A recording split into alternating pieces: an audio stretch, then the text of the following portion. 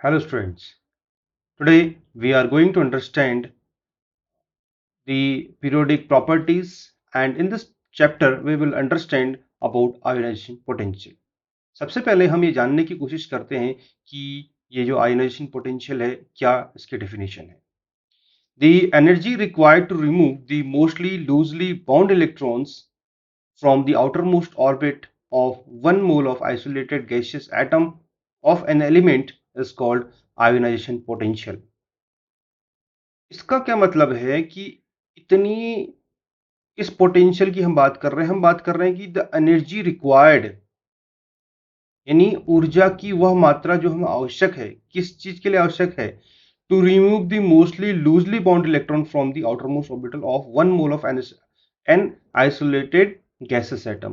कहने का मतलब है अगर हमारे पास एक ऐसा एटम है जो गैसेस स्टेट में है और उस एटम के जो आउटर मोस्ट सेल में इलेक्ट्रॉन्स हैं, उस इलेक्ट्रॉन को निकालने के लिए जो ऊर्जा की आवश्यकता होती है वह आयोनाइजेशन पोटेंशियल मींस आयोनाइज करने के लिए जो एनर्जी की आवश्यकता होती है उसे आयोनाइजेशन पोटेंशियल कहते हैं. और कंडीशन ये है कि उसका आइसोलेटेड गैसेस सिस्टम में होना जरूरी है, वो गैसेस स्टेट में होना जरूरी है, तभी इजिली वह इलेक्ट्रॉन निकाल पाएगा.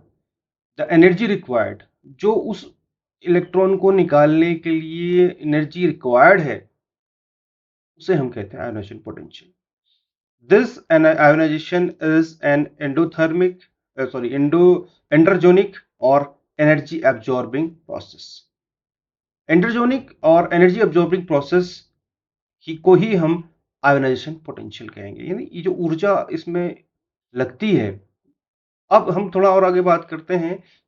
An electron can not be remove directly from an atom in solid state. ये हमने बात कही कि सॉलिड स्टेट में इलेक्ट्रॉन निकालना मुश्किल हो जाएगा, इसलिए हम इसको गैसेस स्टेट में लेके आते हैं. For this purpose the solid state is converted to gaseous state and the energy required for this is called sublimation energy. जो ऊर्जा इसको निकालने के लिए आवश्यक होती है, इसीलिए हम इसको सब्लिमेशन स्टेट में लेके आते हैं. एंड यानी पहले तो हम सब्लिमेट किसे करेंगे, सॉलिड स्टेट को हम सीधे गैसेस स्टेट में कन्वर्ट करेंगे, तो वो जो एनर्जी है उसे सब्लिमेशन कहेंगे. लेकिन उस सब्लिमेशन के बाद हम इसमें ऐड करते हैं कुछ एनर्जी और जो उस इलेक्ट्रॉन को निकालने की जरूरत पड़ती है. हमारे पास फॉर एग्जांपल एक एक्स एटम है, वो गैसेस स्टेट में है. उस गैसेस स्टेट से हमने इलेक्ट्रॉन निकाल दिया और निकालने के बाद उस एटम को में पॉजिटिव चार्ज आ गया और जो एनर्जी निकल रही है उसको हमने कहा आयोनाइजेशन पोटेंशियल 1. यानी एक इलेक्ट्रॉन निकलता है तो पहले स्टेज के लिए हम इसके लिए 1 यूज करते हैं, ionization potential energy 1. The energy required to remove one electron from an natural gases atom to convert it to mono positive cation is called first ionization energy या first ionization potential. If we are removing only one electron, that means the energy required for removal of this electron is known as first ionization potential. The energy required to convert monopositive cation to a dipositive cation is called second ionization potential. एक electron निकाल दिया तो ठीक है, first ionization potential. दूसरा निकाल दिया, अब इसी में से दूसरा निकाल दिया तो उसको हम बोलते हैं डाइपोजिटिव कैटायन बनाने के लिए second ionization potential of an atom.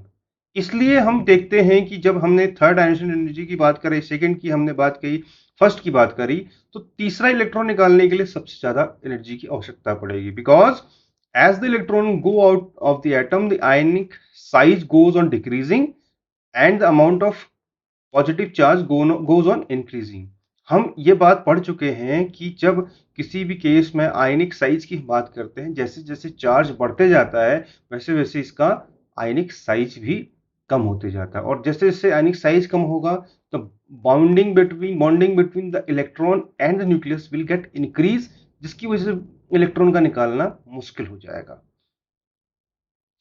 इसके बाद हम बात करते हैं factor affecting ionization potential. Ionization potential में कौन कौन से ऐसे फैक्टर हैं जो अफेक्ट करते हैं. तो सबसे पहले है इसमें atomic size. When the size of an atom is very large, the electron of the outermost orbit bound to nucleus by weaker attractive force. जब साइज बहुत बड़ा होगा, साइज बड़ा होगा कहने का मतलब है न्यूक्लियस से जितना दूर इलेक्ट्रॉन होगा उसको निकालना उतना आसान हो जाएगा. इलेक्ट्रॉन जो है अगर काफी दूर होता है तो it is easy to remove this electron. अगर जितना नजदीक होगा उतना निकालना मुश्किल हो जाएगा. तो ज्यादा एनर्जी अगर ये दूर है तो निकालना सरल है, तो आयनाइजेशन पोटेंशियल एनर्जी कम लगेगी, नजदीक है एनर्जी ज्यादा लगेगी। इसका जो कंसेप्ट है कि such an electron will be readily removed for an atom, therefore the value of ionization potential will be low. क्योंकि आयनाइजेशन पोटेंशियल और एटॉमिक साइज एक दूसरे के इनवर्सली प्रोपोर्शनल हैं। जैसे ही एटॉमिक साइज बढ़ेगा आयनाइजेशन पोटेंशियल घटेगा, एटॉमिक साइज घटेगा आयनाइजेशन पोटेंशियल बढ़ेगा। इफेक्टिव न्यूक्लियर चार्ज, ये दूसरा फैक्टर है जो इसके लिए रिस्पॉन्सिबल है। Atomic size decreases with increase in effective nuclear charge. जैसे जैसे एटॉमिक साइज घटता है और इफेक्टिव न्यूक्लियर चार्ज बढ़ते रहता है, because higher the effective nuclear charge, stronger will be the attraction of the nucleus towards the electron of the outermost orbit and light higher will be the ionization potential। तो उस case में potential ionization potential ज्यादा होगा, effective nuclear charge ज्यादा होगा तो ionization potential भी ज्यादा होगा। इसके लिए this is the simple concept and we can learn about effective nuclear charge in a access manner as well। Now, we will understand about the new factors and which are affects ionization potential like shielding effect. The electrons of the internal orbit repel the electrons of the electron of the outermost orbit due to the which the attraction of nucleus towards the electron of the outermost orbit decreases. Thus, atomic size increases and the value of ionization potential decreases। तो shielding effect की हम बात करते हैं, internal orbit में जो electrons होते हैं वो रिपेल करते हैं। इंटरनल ऑर्बिट रिपेल्स क्या किसको? The electrons of the electrons, basically the electrons of the outer most electrons. बाहरी इलेक्ट्रॉन जो हैं उनको रिपेल करते हैं, जिसकी वजह से जो अट्रैक्शन है न्यूक्लियस का टुवर्ड्स द इलेक्ट्रॉन वो कम होता है। तो कम होता है तो एटॉमिक साइज बढ़ेगा, आयनाइजेशन पोटेंशियल कम हो जाएगा। तो इसलिए शील्डिंग इफेक्ट बढ़ेगा तो आयनाइजेशन पोटेंशियल घटेगा, inversely proportional to the shielding effect. Ionization potential is inversely proportional. The next effect is stability of half-filled and fully filled orbital. We already know the half-filled and fully filled orbitals are stronger. They are more stable than the other one. तो जो atom इसमें है, जो electrons इस half filled और fully filled orbitals में है, उसको निकालना मुश्किल हो जाएगा क्योंकि इसकी क्रिएटिव स्टेबिलिटी ग्रेटर है। Therefore they require greater energy to remove for removing out the electrons. ज्यादा एनर्जी की जरूरत पड़ेगी, तो इसके लिए हम कह सकते हैं आयनाइजेशन पोटेंशियल जो है फुल्ली फिल्ड ऑर्बिटल का ज्यादा होगा rest than the half filled orbitals.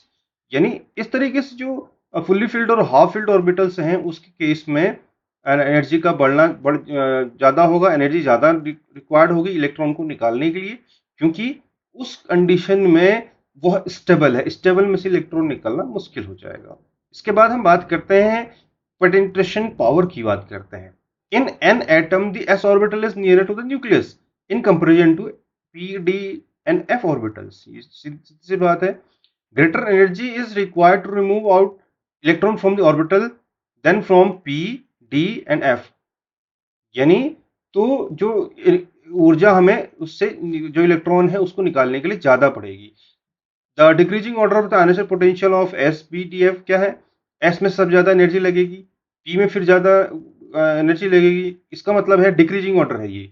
F में सबसे कम एनर्जी लगेगी इलेक्ट्रॉन निकालने के लिए। क्यों? क्योंकि वो न्यूक्लियस से वो एफ ऑर्बिटल काफी दूर हो जाएगा, एफ ऑर्बिटल का जो इलेक्ट्रॉन है वो काफी दूर होगा, इसलिए इसमें इलेक्ट्रॉन निकालना आसान हो जाएगा, तो एनर्जी कम लगेगी, इसलिए इसकी एनर्जी एफ ऑर्बिटल के लिए आयनाइजेशन पोटेंशियल की एनर्जी कम होगी। Which is known as penetrating power. अगर पेनिट्रेटिंग पावर ज्यादा हो गई तो आयनाइजेशन पोटेंशियल ज्यादा होगा। ये सिंपल सा डायरेक्ट रिलेशन है इसमें। इसके बाद हम बात करते हैं पीरियोडिक टेबल में आयनाइजेशन पोटेंशियल किस तरीके से ट्रेंड करता है। पीरियड्स में when we move from the left to right, तो लेफ्ट टू राइट वाला जो रोज होती है उन्हें पीरियड्स कहते हैं, हम पहले से बता चुके हैं। The value of ionization potential normally increases on going from left to right in a period. हम जानते हैं लेफ्ट टू राइट जाने पर क्या होता है, इफेक्टिव न्यूक्लियर चार्ज बढ़ता है, एटॉमिक साइज घटता है, और साथ साथ में जब एटॉमिक साइज घटेगा डिस्टेंस कम होगी, इलेक्ट्रॉन निकालना मुश्किल हो जाएगा, तो डेफिनेटली आयनाइजेशन पोटेंशियल बढ़ जाएगा। When we move from left to right, the ionization potential will get increases because the effective nuclear charge increases and atomic size decreases। कुछ एक्सेप्शन इसमें है, जैसे हमने देखा कि in second period ionization potential of beryllium is greater than the boron, and the third period में ionization potential of magnesium is greater than that of the aluminium. इसमें क्या होता है, क्योंकि हाई स्टेबिलिटी हो जाती है। क्यों होती है हाई स्टेबल? क्योंकि वो फुल्ली फिल्ड ऑर्बिटल्स है। In second period, ionization potential of nitrogen is greater than oxygen, क्योंकि in the third period और इस केस में phosphorus is greater than the sulfur due to the stability of half filled orbitals। तो half field orbitals और fully field orbitals के लिए हमेशा ionization potential ज्यादा होगा, क्योंकि ऐसे एटम हाईली स्टेबल होते हैं। The increasing order of the value तो ionization potential of the second period elements के लिए क्या होगा, ये देखेंगे हम। कुछ एक्सेप्शन छोड़ के बाकी चीजें इस तरीके से इसका ऑर्डर आ जाएगा। इसमें lithium, beryllium, boron, carbon, nitrogen और ऑक्सीजन होता है, ये एक्सचेंज हो गया। बोरोन कार्बन यहाँ पे एक्सचेंज हो गया, लिथियम बेरिलियम बोरोन यहाँ पे एक्सचेंज आ गया। दो एक्सेप्शन है, ये तो फुल्ली फिल्ड ऑर्बिटल और ये हाफ फिल्ड ऑर्बिटल्स की वजह से है। The increasing order of the value of ionisation potential of the third period element is this. तो यहाँ पे भी इसी तरीके का मतलब रूल लगेगा, जिसमें कि हाफ फिल्ड और fully filled orbitals are more stable.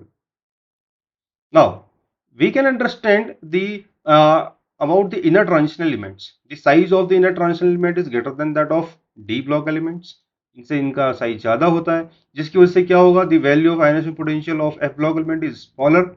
Ionization potential कम होगा than that of the d block element. Due to the almost constant atomic size of f block elements in the period, the value of their ionization potential remains more constant than that of the d block elements. हम पहले ही बात कर चुके हैं कि F जो होता है पेनिट्रेटिंग पावर बहुत इसकी कम होती है। पेनिट्रेटिंग पावर बेसिकली एफ जो होता है वो काफी दूर रहेगा न्यूक्लियस से। तो न्यूक्लियस से दूर रहेगा तो उस केस में इलेक्ट्रॉन निकाल पाना उस केस में आसान हो जाएगा। तो ionization potential directly proportional to the penetrating power, तो पेनिट्रेटिंग पावर का डायरेक्टली प्रोपोर्शनल हो जाएगा। इसका कंसेप्ट इसके एफ ब्लॉक एलिमेंट और डी ब्लॉक एलिमेंट में भी लगेगा। ग्रुप में क्या होता है, जब हम ऊपर से नीचे जाते हैं तो value of ionization potential normally decreases. कम क्यों होगा? क्योंकि ऊपर से नीचे जाने पर साइज बढ़ता है। Both size and shielding effect increases. Shielding effect और साइज बढ़ेगा। कैसे बढ़ेगा साइज? क्योंकि न्यूक्लियस और इलेक्ट्रॉन के बीच का जो डिफरेंस है वो बढ़ रहा है, साइज के बीच की जो दूरियां वो बढ़ रही हैं, क्योंकि इस केस में नंबर ऑफ क्वांटम नंबर जिसको हम कहते हैं काउंटर नंबर्स में n की वैल्यू यानी प्रिंसिपल क्वांटम नंबर बढ़ते जाता है। इलेक्ट्रॉन सेम सेल में क्या होता है, इंटर होता है, और लेकिन अप डाउन जाने पर उसी सेल में जाता है लेकिन उसकी नंबर ऑफ वैल्यूज बढ़ जाती है। ऑर्बिटल में उसी ऑर्बिटल में जाता है लेकिन n की वैल्यूज बढ़ जाती है। इसके बाद कुछ एक्सेप्शन है। The value of ionization potential remains almost constant. कहां से? एल्यूमिनियम से लेके Ga तक इन द थर्ड गेव ग्रुप में। और ये देखिए यहाँ पे बोरॉन जो है वो एल्यूमिनियम से ज़्यादा है आयनाइजेशन पोटेंशियल इसका। और इस केस में हमारे पास आयनाइजेशन पोटेंशियल देखें अगर फर्स्ट का लेड का टिन से ज़्यादा है और टेलोरियम का इंडियम से ज़्यादा है। In periodic table the element having highest value of ionization potential is helium. ध्यान देने वाली बात है। तो हाईएस्ट जो आयनाइजेशन पोटेंशियल है पीरियोडिक टेबल वो है हीलियम का। The value of ionization potential of noble gas are extremely high because the orbitals of outermost orbitals are fully filled and provide great stability। क्योंकि इसकी stability सबसे ज्यादा है, वो fully filled orbitals होते हैं। In a period, the element having least value of ionization potential in an alkali metals and that of the highest value of is a inert gas। हाँ, सबसे ज्यादा हमारे पास इनर्ट गैस के लिए है और सबसे कम किसके? अल्कली मेटल के लिए, फर्स्ट ए ग्रुप के लिए। एप्लीकेशन आयनाइजेशन पोटेंशियल की क्या है? Elements having high value of ionization potential have low reactivity. जिसकी ज्यादा आयनाइजेशन पोटेंशियल होगा रिएक्टिविटी कम होगी, क्योंकि इलेक्ट्रॉन निकालना मुश्किल हो जाएगा तो रिएक्टिव नहीं होगा। हमारे पास है इनर्ट गैस। इनर्ट गैसेस का सबसे ज्यादा होता है ionization potential. The value of ionization potential decreases more on going from top to bottom in a group. ऊपर से नीचे जाने पर बढ़ता है, जिसको हमने कंपेरिजन किया पीरियड के हिसाब से। Therefore, reactivity of metal increases and the atom forms a cation by loss of electrons। तो क्या होता है, रिएक्टिविटी मेटल की बढ़ जाती है और रिएक्टिविटी मेटल की बढ़ जाती है तो वो कैटायन में कन्वर्ट हो जाता है after losing an electron. Means ionization potential is inversely proportional to the reactivity of the metal. Ionization potential कम होगा तो रिएक्टिविटी ज्यादा होगी, रिएक्टिविटी ज्यादा होगी तो आयनाइजेशन पोटेंशियल कम होगा। कहने का मतलब है both are inversely proportional to each other. Now, the elements having low value of ionization potential readily lose an electron and behave as a strong reducing agent। तो जिस एलिमेंट का आयनेशन पोटेंशियल की वैल्यू कम होगी वो आसानी से electron निकाल देगा, और आयनेशन से निकाल देगा तो वो रिड्यूसिंग एजेंट की तरह बिहेव करेगा। हम देखते हैं ionization potential is inversely proportional to the reducing property. Ionization potential ज्यादा है, रिड्यूसिंग प्रॉपर्टी कम होगा। इसके बाद हम बात करते हैं ऐसे एलिमेंट जिनकी लो वैल्यू आयनेशन पोटेंशियल है, वो इलेक्ट्रॉन आसानी से निकाल सकते हैं, तो इसलिए उनकी मेटेलिक प्रॉपर्टी भी ज्यादा होगी। इसलिए हम बात करते हैं metallic property increases as ionization potential decreases because both are inversely proportional to each other. The elements having low value of ionization potential readily lose electron and thus have basic property. Basic property भी क्या होगा? Inversely proportional. Ionisation potential कम होगा, basic property बढ़ जाएगी, क्योंकि ये आसानी से इलेक्ट्रॉन निकल जाएगा अगर आयनेशन पोटेंशियल कम होगा तो ये कुछ कंसेप्ट थे जिसके बारे में हमने उसके बात की, एप्लीकेशन की बात की। आयनेशन पोटेंशियल की हर जगह इसकी एप्लीकेशन है। इलेक्ट्रॉन निकल गया, रिएक्टिविटी बढ़ गई। इलेक्ट्रॉन निकल गया आसानी से, बेसिक प्रॉपर्टी बढ़ गई। इलेक्ट्रॉन निकल गया आसानी से, मेटेलिक प्रॉपर्टी बढ़ गई। तो ये सब आयनेशन पोटेंशियल के ऊपर डिपेंड करते हैं। अब हम बात करेंगे कुछ ट्रेंड्स की जो आयनेशन एनर्जी और एटॉमिक नंबर के बीच में है। ये इसका ग्राफिकल प्रेजेंटेशन है, जहां पर कम ज्यादा का जो हमने केस देखा था वो केस है एक्सेप्शन का, जिसमें कि फुल्ली फिल्ड और हाफ फिल्ड ऑर्बिटल्स का कंसेप्ट है। बेरिलियम बोरोन के केस में हमने देखा था, नाइट्रोजन ऑक्सीजन के केस में हमने देखा था। यहाँ पे देख सकते हैं हम, इधर भी ऊपर नीचे कंसेप्ट हो रहा है, सल्फर और फॉस्फोरस में ऊपर नीचे कंसेप्ट हो रहा है। इस तरीके से हम पूरे पीरियोडिक टेबल में ये ट्रेंड देख सकते हैं। अगर हम थोड़ा सा इसको और देखें, आयनेशन एनर्जी के केस में हम ये कंसेप्ट अप्लाई कर सकते हैं, जिसमें कि जेड इफेक्टिव हम देखते हैं। जेड इफेक्टिव का मतलब हम पहले से समझ चुके हैं कि ये न्यूक्लियर जो इफेक्टिव न्यूक्लियर चार्ज है उसकी बात है। तो डाउन और कॉलम में जैसे जैसे इलेक्ट्रॉन बढ़ते जाता है उस तरीके से इसमें थोड़ा चेंजेस आते हैं। अब हमारे पास इलेक्ट्रॉन फिलिंग हो रही है, जो हमने कंसेप्ट देखा था कि भाई किस केस में इलेक्ट्रॉन जो है फुल्ली फिल्ड है और हाफ फिल्ड है। ऑक्सीजन का केस हमने देखा था, नाइट्रोजन की कंपेरिजन में। ऑक्सीजन नाइट्रोजन कंपेरिजन जब हमने किया था तो उसमें हमने ये कंसेप्ट देखा था कि भाई nitrogen is more fully filled than that of the oxygen. तो उस केस में डेफिनेटली क्या होगा, नाइट्रोजन की वैल्यू आयनेशन पोटेंशियल की थोड़ा सा ज़्यादा हो जाती है, जबकि ऑक्सीजन की ज़्यादा होनी चाहिए। तो इफेक्टिव न्यूक्लियर चार्ज क्या हो रहा है, बढ़ रहा है। तो इफेक्टिव न्यूक्लियर चार्ज के बढ़ने के साथ साथ साइज कम होता है, और साइज कम होता है तो आयनेशन पोटेंशियल की वैल्यू भी बढ़ जाएगी। तो ये कंसेप्ट थोड़ा पीरियोडिक ट्रेंड्स का था। तो पीरियोडिक ट्रेंड्स में हम थोड़ा सा और समझ लेते हैं। पीरियोडिक टेबल को देख के हम ये बात कह रहे हैं कि हीलियम जो है कि सबसे ज़्यादा स्ट्रॉन्ग, सबसे ज़्यादा आयनेशन पोटेंशियल वाला एलिमेंट है, मेटल है, एटम है। जो उस एटम में अगर हम गैसेस फॉर्म में रहे तो इसका मतलब सबसे ज़्यादा स्टेबल रहेगा, इलेक्ट्रॉन निकलना मुश्किल है। स्टेबिलिटी सबसे ज़्यादा हीलियम की रहेगी इस केस में। Ionization potential increases from left to right periodic table में, ये हम बात कर चुके हैं। क्योंकि इस केस में क्या हो रहा है, इफेक्टिव न्यूक्लियर चार्ज बढ़ रहा है, साइज कम हो रहा है। तो ये सब एक दूसरे कंसेप्ट है। ऊपर से नीचे जाने पर आयनेशन पोटेंशियल डिक्रीज कर। And this is the end of this lecture, where we find out what are the basic concepts behind the ionization energy, ionization potential. And the two concepts are very common. First is effective nuclear charge, and the second is atomic size. Atomic size is directly related to the nuclear uh, effective nuclear charge, and the size means the distance between the nucleus and the electron, and how this electron can be easily withdrawn when this is very far from the nucleus. तो यही concept है। ज़्यादा दूरियां होंगी तो nucleus में से electron का निकालना, उस एटम से इलेक्ट्रॉन का निकालना आसान हो जाएगा। And this is the end of this lecture. If you have any doubts regarding ionization potential, you can comment, and I'll try to solve every doubts on ionization potential. If you like this lecture, please forward it to your concerned person. Thanks for watching.